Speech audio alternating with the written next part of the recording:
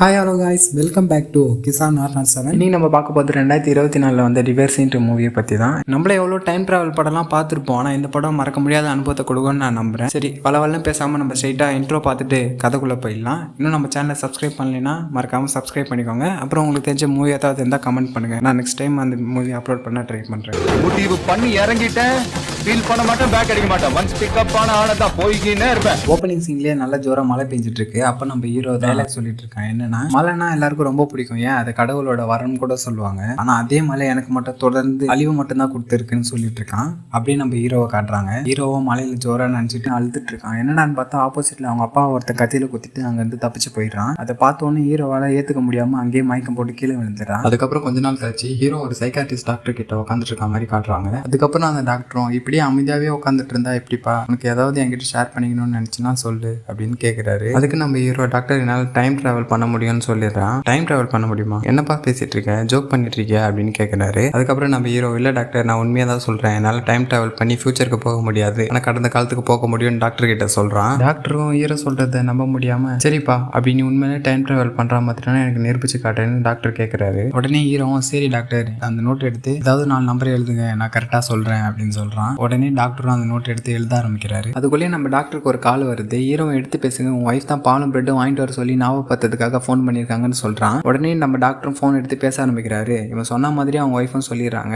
டாக்டரும் ஷாக் ஆகி இவனே பார்த்துட்டு இருக்காரு. அதுக்கப்புறம் அவங்க அசிஸ்டன்ட் இப்போ வருவாங்க, வந்து 29th பேஷண்ட்டுக்கு அப்பாயின்மெண்ட் ஃபிக்ஸ் பண்ணியிருக்கோம், வர சொல்லட்டுமா கேட்பாங்க பாருங்கன்னு சொல்றான். அவன் சொன்ன மாதிரி அவங்க அசிஸ்டன்ட்டும் வந்துட்டு அதே மாதிரி கேட்குறாங்க. டாக்டரும் அதை பார்த்துட்டு இவன் எப்படி இதெல்லாம் பண்றான்னு யோசிச்சுட்டு இருக்காரு. அதுக்குள்ள ஹீரோவும் நீங்க நோட்ல எழுதின நம்பர் 119 119 119 சொல்றான். டாக்டரும் இதை ஏற்றுக்க முடியாம எப்படி நீ இதெல்லாம் பண்றேன்னு கேட்டுடுறாரு. அதுக்கு நம்ம ஹீரோ, இதை பத்தி உங்களுக்கு தெரியணும்னா என்னோட முழு கதையை கேட்டால் தான் தெரிஞ்சுக்க முடியும், ரெடியான்னு கேட்குறான். அதுக்கு நம்ம டாக்டரும் சரி சொல்லுன்னு சொல்லிடுறாரு. அதுக்கப்புறம் ஒரு ஃபிளாஷ்பேக் போறாங்க. ஹீரோவும் ஹீரோவோட அப்பாவும் ஒரு தோட்டத்துல வேலை பார்த்துட்டு இருக்காங்க. அப்ப ஹீரோவோட அப்பா ஹீரோவை கூப்பிட்டு, இந்த மாதிரி நம்ம குடும்பத்துக்கு காலகாலமா ஒரு சக்தி இருக்கு, அது என்னன்னா நம்மளால டைம் டிராவல் பண்ணி கடந்த காலத்துக்கு போக முடியும்னு சொல்றாரு. அதுக்கப்புறம் கொஞ்ச நாள் கழிச்சு காட்டுறாங்க. அதுக்கப்புறம் ஹீரோவுக்கு அந்த சக்தி வந்துடுது. ஹீரோவும் அவங்க அப்பா கிட்ட வந்து, அப்பா நீங்க சொன்ன சக்தியை என்னால உணர முடியுதுன்னு சொல்றான். இந்த சக்தியை வச்சு நம்மளால எதுவும் பண்ண முடியாதாப்பான்னு கேட்குறாங்க. அவங்க அப்பாவும், இந்த சக்திக்குன்னு சில விதிமுறைகள் இருக்குப்பா, அந்த விதிமுறைப்படி தான் நம்ம நடந்துக்க முடியும் அப்படின்னு சொல்றாரு. அது என்னென்ன விதிமுறைகள்னு ஒன்னொன்னா சொல்ல ஆரம்பிக்கிறாரு. இதுல முதல் விதி, நம்மளால பணம் சம்பாதிக்க முடியாது, அப்படியே சம்பாதிச்சாலும் அது நம்ம கையில நிக்காதுன்னு சொல்றாரு. 2, நம்மளால விதியை மாத்தி அமைக்க முடியாது. உதாரணத்துக்கு இப்போ பாக்குறீங்க இந்த வாடி போன பூ, இந்த பூவை நீ மலர வைக்கணும்னு முயற்சி பண்ணினா உன்னால இதை மலர வைக்க முடியாது, உன்னால அதை அப்படியே ஏத்துக்க மட்டும்தான் முடியும். அதுதான் அந்த பூவுக்குன்னு விதிக்கப்பட்ட விதி, நீ எத்தனை வாட்டி முயற்சி பண்ணாலும் உன்னால அதை மாத்தி அமைக்க முடியாது அப்படின்னு அவங்க அப்பா சொல்லிடுறாரு. அதுக்கப்புறம் கொஞ்ச நாள் கழிச்சு காட்டுறாங்க. அதுக்கப்புறம் கொஞ்ச நாள் கழிச்சு ஹீரோவை காட்டுறாங்க. ஹீரோ பார்த்தா நல்லா தூங்கிட்டு இருக்கான். அதுக்கப்புறம் அவங்க அம்மா வந்து, எழுந்திருப்பான், நம்ம ஷாப்பிங் போகலாம்னு சொன்ன, நீ மறந்துட்டியா, எழுந்து கிளம்புன்னு சொல்லிட்டு வெளியே போயிடுறாங்க. அதுக்கப்புறம் ஹீரோவும் கிளம்பி வெளியே வந்து பார்க்குறான். பார்த்தா அவங்க அப்பா ஏதோ சொல்லிட்டு இருக்காரு. அவங்க அம்மாவும் தேம்பி அழுதுட்டு இருக்காங்க. அதுக்கப்புறம் ஹீரோவும் என்ன ஆச்சுன்னு கேட்குறான். அதுக்குள்ள அவங்க அப்பா வந்து, ஒன்றும் இல்லைப்பா, அம்மா கொஞ்சம் உடம்பு சரியில்லை, வா நம்ம 2 பேரும் போய் ஷாப்பிங் போய் எல்லாத்தையும் வாங்கிட்டு வந்துடலாம் அப்படின்னு சொல்லிட்டு அவனை கூட்டிட்டு போயிடுறாரு. அப்புறம் 2 பேரும் எல்லா திங்ஸும் வாங்கிட்டு கார்ல எல்லாத்தையும் பேக் பண்ணிட்டு இருக்காங்க. அப்பா அங்கேருந்து ஒரு திருடன் ஒரு பொண்ணோட பர்ஸ் அடிச்சுட்டு அங்கேருந்து ஓடிடுறான். ஹீரோவோட அப்பாவும் அவனை துரத்தி பிடிச்சிடுறாரு. அதுக்கப்புறம் அவன் தப்பிக்கிறதுக்காக அவங்க அப்பாவோட வயிற்றுலேயே கத்தி எடுத்து குத்திட்டு அங்கேருந்து தப்பிச்சு போயிடுறான். ஹீரோவும் அதை பார்த்த உடனே தாங்கிக்க முடியாம அந்த இடத்துல மயக்க போட்டு விழுந்துடுறான். அவங்க அப்பா அவனை தூக்க வரும்போது ஒரு கார் அடிச்சு ஸ்பாட்லயே அவங்க அப்பாவும் இறந்து போயிடுறாரு. இப்போ உங்களுக்கு ஒரு டவுட் வரும், ஹீரோவுக்கும் ஹீரோவோட அப்பாவுக்கும் டைம் டிராவல் பண்ற சக்தி இருக்கு, அப்ப யாராவது ஒருத்தங்க இதை தடுத்து நிறுத்திருக்கலாம் நீங்க கேட்கறது புரியுது. ஆனா இதுல தான் அவங்க ஒரு ட்விஸ்ட் வச்சிருக்காங்க. இந்த டைம் டிராவல் பண்ற கான்செப்ட்ல இன்னொரு விதியும் இருக்கு. அது என்னன்னா, டைம் டிராவல் பண்ணி கடந்த காலத்துக்கு போகணும்னு நினைக்கிறவங்க ரொம்ப பொறுமையாகவும் ரொம்ப அமைதியாகவும் இருக்கணும். சப்போஸ் ரொம்ப பதட்டத்தோடயோ ரொம்ப பயத்தோடயோ இருந்தாங்கன்னா அவங்களால கடந்த காலத்துக்கு டைம் டிராவல் பண்ணி போக முடியாது. அந்த நேரத்துல இவனும் மயங்கி விழுந்துடுறான். அவங்க அப்பாவும் ரொம்ப பதட்டமா இருந்ததுனால தான் டைம் டிராவல் பண்ணி கடந்த காலத்துக்கு இவங்களால போக முடியாது, அவங்க அப்பாவோட டெத்தும் தடுத்திருக்க முடியாது. சரி, ஹீரோ தான் உயிரோட இருக்கால, அவங்க அப்பா இருந்து 2-3 நாள் கழிச்சு கூட ஹீரோ டைம் டிராவல் பண்ணி அவங்க அப்பாவை காப்பாற்ற முயற்சி பண்ணிருக்கலாம்ல நீ கேட்டீங்கன்னா, அவனும் அதுக்கு தான் ட்ரை பண்றான். ஆனா ஒரு வாட்டி ட்ரை பண்ணும்போது தான் அவங்க அப்பாவை நினைச்சு அந்த இடத்துல அழுதுறான். அதுக்கப்புறம் அவங்க அம்மா வந்து அவனுக்கு ஆறுதலா பேசுறாங்க. இந்த பாருப்பா, அவங்க அப்பா இறந்தது அது ஒரு விதி, அதை யாராலையும் மாற்ற முடியாது, நீ இதுக்கப்புறம் தான் ஸ்ட்ராங்கா இருக்கணும், நீ இதுக்கப்புறம் தைரியமா இருன்னு சொல்லி அவங்க அம்மா அவனை சமாதானப்படுத்துறாங்க. அதுக்கப்புறம் கொஞ்ச நாள் கழிச்சு ஹீரோவை காட்டுறாங்க. ஹீரோ பார்த்தா இப்ப படிச்சு நல்ல போலீஸ் ஆஃபீஸரா இருக்கான். இப்போ ஒரு கேஸ் அட்டன் பண்றதுக்காக தான் போயிட்டு இருக்கான். அது என்ன கேஸ்னா, ஒரு அம்மா போதை தலைக்கேறி அவ குழந்தைய கூட்டிக்கிட்டு ஒரு பெரிய பில்டிங்ல இருந்து கீழே குதிக்க போறேன்னு கத்திட்டு இருக்கா. அவங்களை காப்பாத்தாதான் ஹீரோவும் போயிட்டு இருக்கான். ஹீரோவும் அவங்க 2 பேரையும் காப்பாத்தான் முயற்சி பண்றான். ஆனா அவங்க அம்மா யார் சொல்றதையும் கேட்காம மேல இருந்து கீழே குதிச்சிடுறாங்க. ஹீரோவாலையும் அந்த இடத்துல எதுவும் பண்ணிருக்க முடியாது. முடியாது. ஏன்னா ஹீரோ ரொம்ப பதட்டமாக இருந்திருப்பாங்க. அதனால ஹீரோ என்ன பண்ணுறான்னா வீட்டுக்கு வந்து ரிலாக்ஸ் ஆகிட்டு அதுக்கப்புறம் சம்பவம் அந்த இடத்துக்கு திருப்பி போகிறான். போன வாட்டி அவன் அந்த சின்ன பொண்ணோட அம்மா கிட்ட பேச ட்ரை பண்ணியிருப்பான். அதனால தான் அவங்களை காப்பாற்ற முடியாமல் போயிருக்கோம். அதனால இந்த வாட்டி ஹீரோ அந்த சின்ன பொண்ணுகிட்ட பேச ஆரம்பிக்கிறான்.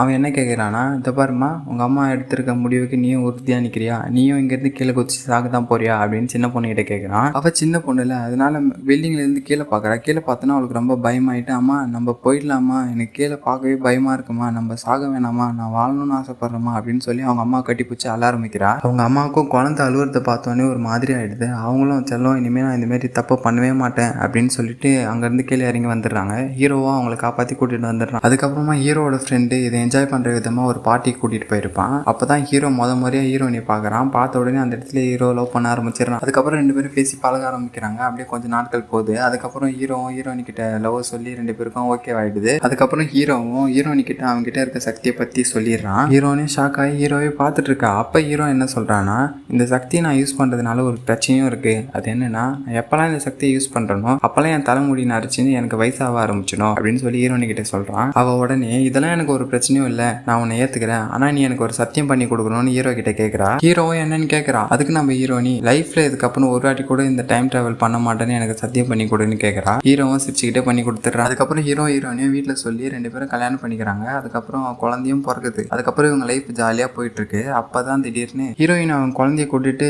கார்ல வந்திருப்பாங்க. கார் ரிப்பேர் ஆகி அங்கேயே மாட்டிக்கிறாங்க. ஹீரோக்கும் ஹீரோயினி கால் பண்ணிக்கிட்டே இருக்கா. ஆனால் ஹீரோ பிஸியாக இருந்ததுனால அந்த காலை எடுக்க முடியும். ஹீரோயினும் சரி இது சரி வராதுன்னு சொல்லிட்டு குழந்தைய இட்டுட்டு அங்கேருந்து ரோடு கிராஸ் பண்ணுறதுக்காக நிற்கிறா. ரெட் சிக்னல் விழுது. இவனும் ரோடு கிராஸ் பண்ணுறதுக்காக கிராஸ் பண்ணுறா. அப்போ குழந்தை என்ன பண்ணுறான்னா பொம்மையை கீழே போட்டுறான். சரின்னு சொல்லிட்டு அந்த பொம்மையை எடுக்கலான்னு அந்த குழந்தை போகும்போது ஒரு கார் வந்து இடிச்சு 2 பேரும் ஸ்பாட் அவுட்லேயே இறந்து போயிடுறாங்க. ஹீரோக்கும் நியூஸ் போயிடுது. ஹீரோ நியூஸை கேட்டவொடனே ரொம்ப பயந்து போய் அங்கே அலறியாச்சுன்னு ஓடி வரான். ஓடி வந்து ஹாஸ்பிட்டலில் பார்த்தா 2 பேரும் இறந்து போய் கிடக்குறாங்க. ஹீரோக்கும் என்ன பண்ணுறதுன்னு தெரியாமல் அங்கேயே அசையாமல் நிற்கிறான். ஒரு மாதிரி அப்படி ஸ்டக் ஆகிட்டான். அதுக்கப்புறம் நம்ம ஹீரோவும் அழுதுட்டு வெளியே வந்துடுறான். அதுக்கப்புறம் நம்ம ஹீரோ இல்லை இதை இப்படியே விடக்கூடாது, நான் விடவும் மாட்டேன். பல வருஷத்துக்கு முன்னாடி எங்கள் அப்பாவுக்கும் இதே மாதிரி ஒரு நிலைமை தான் நடந்து என்னால் அந்த டைமில் எதுவும் பண்ண முடியல. ஆனால் இந்த வாட்டியும் பொண்டாட்டி பிள்ளைங்களை சாப்பிட்டோன்னு சொல்லி நான் எப்பயும் விட மாட்டேன். எப்படியாவது முயற்சி பண்ணி டைம் ட்ராவல் பண்ணி கடந்த காலத்துக்கு போய் இதை தடுத்து நிறுத்த ட்ரை பண்ணணும்னு சொல்லி ஹீரோவும் டைம் ட்ராவல் பண்ணி கடந்த காலத்துக்கு போகிறான். இப்போ அவன் எங்கே இருப்பானா, கடைசியாக போலீஸ் ஸ்டேஷனில் இருந்திருப்பாள் ஆக்சிடென்ட் ஆன டைமில். அதனால அவன் போலீஸ் ஸ்டேஷனில் தான் இப்போ இருக்கான். போலீஸ் ஸ்டேஷன்லேருந்து ஆக்சிடென்ட் ஆன இடத்துக்கு எவ்வளோ ஸ்பீடாக ஓட முடியுமோ அவ்வளோ ஸ்பீடாக ஓடி போகிறான். ஆனால் பொண்டாட்டி பிள்ளைய கண்ணுக்கு எதிரில் பார்த்துடுறான். ஆனால் பார்த்துமே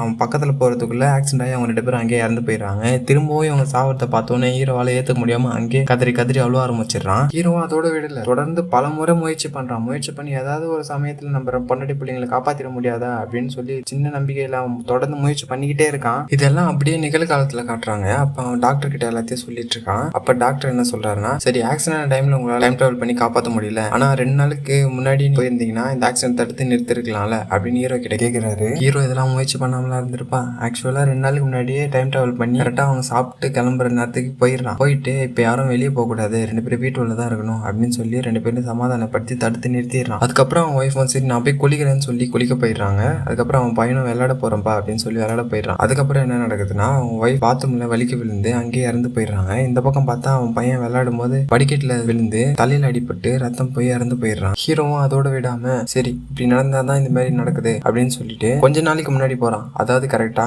அந்த பையனோட பர்த்டே நடக்கும்ல அந்த டைம்ல டைம் டிராவல் பண்ணி போறான். அப்ப அங்க என்ன நடக்குதுன்னா, ஹீரோ வந்து டயர்டா இருக்கான்னு சொல்லிட்டு ஹீரோயினி கிச்சனுக்கு போய் நான் அவங்களுக்கு ஏதாவது சமைச்சு எடுத்துட்டு வரேன்னு சொல்லிட்டு போயிடுறாங்க. அப்ப இவன் பையன் சும்மா இல்லாம அங்க இருக்க கேஸ் பிடிச்சு நோண்டி விளையாடி கேஸ் வெடிச்சு 2 பேரும் அங்கேயே இறந்து போயிடுறாங்க. ஹீரோவும் அதை பார்த்துட்டு ஏத்துக்க முடியாம கதறான். அப்பயும் அவனால எதுவும் பண்ணிருக்க முடியாது. அதுக்கப்புறம் நிகழ்காலத்துல காட்டுறாங்க. ஹீரோவும் டாக்டர் கிட்ட சொல்றான், இல்ல டாக்டர் நான் ஒரு வருஷத்துலயே 100ல இருந்து 150 தடவைக்கு மேல நான் டைம் டிராவல் பண்ணி ஏதாவது ஒரு விஷயத்த மாத்த முடியுமான்னு என்னால முடிஞ்ச வரைக்கும் முயற்சி பண்ணி பார்த்துட்டேன். எப்படியாவது என் பொண்டாட்டி பிள்ளைங்களை காப்பாற்ற முடியாதான்னு சொல்லி நானும் எவ்வளவு முயற்சி பண்ணி பார்த்துட்டேன். அப்பயும் என்னால எதுவும் பண்ண முடியல. அப்பதான் நான் ஒரு விஷயத்த கண்டுபிடிச்சேன். ஆக்சிடென்ட் ஆன டைமை தவிர்த்து நான் வேற எப்ப டைம் டிராவல் பண்ணி கடந்த காலத்துக்கு போனாலும் என்னால எதையுமே மாத்த முடியல. விதவிதமா என் பொண்டாட்டி பிள்ளைங்க சாவறது மட்டும் தான் என்னால பார்க்க முடிஞ்சது. ஒருவேளை நான் என் பொண்டாட்டி பிள்ளைங்களை காப்பாத்தினா இந்த ஆக்சிடென்ட் ஆன டைம்ல மட்டும் தான் காப்பாற்ற முடியும்ன்றதை நான் கண்டுபிடிச்சேன் அப்படின்னு டாக்டர் கிட்ட சொல்லிட்டு இருக்கான். அதுக்கப்புறம் என்ன நடக்குதுன்னு காட்டுறாங்க. ஹீரோவும் டைம் டிராவல் பண்ணி அந்த ஆக்சிடென்ட் ஆன டைமுக்கே போயிடுறான். ஆனா இந்த வாட்டி ஹீரோ பிளான் பண்ணி போயிருக்கான். என்னன்னா அவன் ஸ்டேஷன்ல இருந்து வேகமா ஓடி போறான். ஓடி போய் பக்கத்துல இருக்க பாலத்துல ஏறி பாலத்துல இருந்து கீழே ஒரு லாரி இருக்கும். லாரியில எகிரி குதிச்சு லாரி மூலியமா கொஞ்சம் டிராவல் பண்ணி ஒரு பையன்கிட்ட இருந்து ஸ்கூட்டியை பிடிங்கி அங்கேருந்து ஸ்கூட்டியில் போய் ஆக்சிடென்ட் ஆகிறதுக்கு கொஞ்ச நேரத்துக்கு முன்னாடியே போய் அங்கே போய் நின்றுறான். ஆனால் இப்போ ஹீரோக்கு ஒரே ஒரு சான்ஸ் தான் இருக்குது. என்னன்னா ஒன்று அவன் ஒய்ஃபை காப்பாற்ற முடியும், அப்படி இல்லைன்னா அவன் பையனை காப்பாற்ற முடியும். யாராவது ஒருத்தவங்க தான் இவனால காப்பாற்ற முடியும். அதனால ஹீரோ யாரை காப்பாற்றுதுன்னு யோசிக்கிறான். அதுக்கப்புறம் ஹீரோ யோசிச்சு முடிவு பண்ணி அவன் ஒய்ஃபை காப்பாற்றிட்டு அவன் பையனை சாக விட்டுறான். ஹீரோவும் இவ்வளோ கஷ்டப்பட்டு அவன் ஒய்ஃபை காப்பாற்றிடுறான். ஹீரோ இப்போதான் கொஞ்சம் சந்தோஷப்படுறான். ஆனால் அந்த பக்கம் அவன் ஒய்ஃபு அவங்க பையன் இறந்ததை தாங்கிக்க முடியாம அவங்க ஒரு மாதிரி பைத்தியம் பிடிச்ச மாதிரி ஆயிடுறாங்க.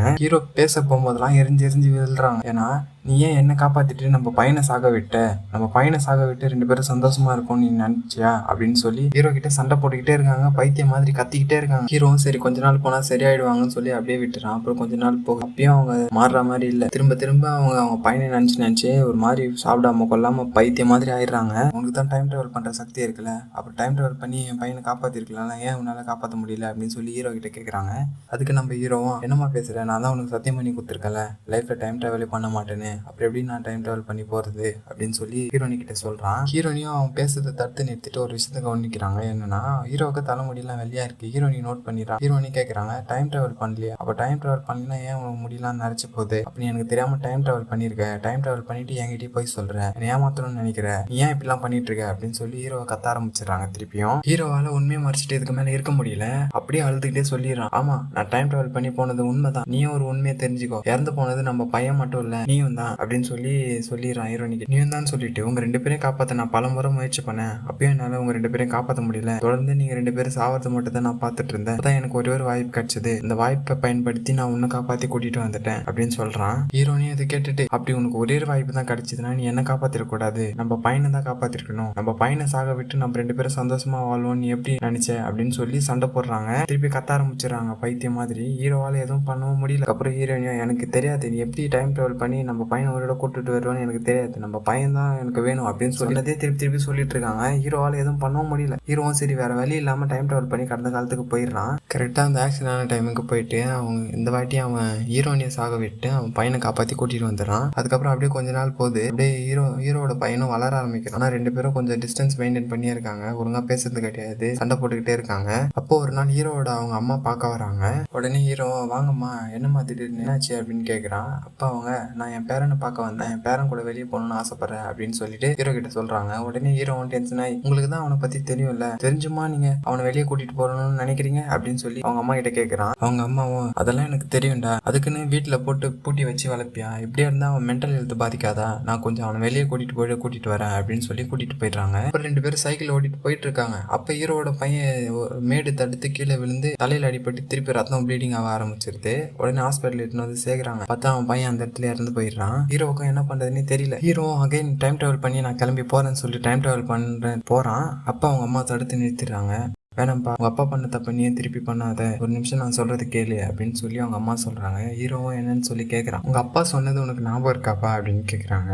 எத்தனை வாட்டி நீ பூ மலர் வைக்கணும்னு முயற்சி பண்ணாலும் உன்னால மலர் வைக்க முடியாது, பாடி போறது அதோட விதி. உடனே ஹீரோவா அம்மா அப்ப நான் டைம் டிராவல் பண்ணி போன விஷயம் உங்களுக்கும் தெரியுமா அப்படின்னு சொல்லி கேட்கறான். ஆமாப்பா எனக்கும் தெரியும், ஏன்னா உங்க அப்பா உன்ன மாதிரி பிடிவாதம் பிடிச்சுதான் நான் எவ்வளவு சொல்லி கேட்காம திரும்ப அதே தப்பு பண்ணிட்டு இருந்தாரு, அதே மாதிரிதான் நீயும் இப்ப பண்ணிட்டு இருக்க அப்படின்னு சொல்லிட்டு அவங்க அம்மா ஒரு ஷாக்கிங்கான விஷயத்த சொல்றாங்க.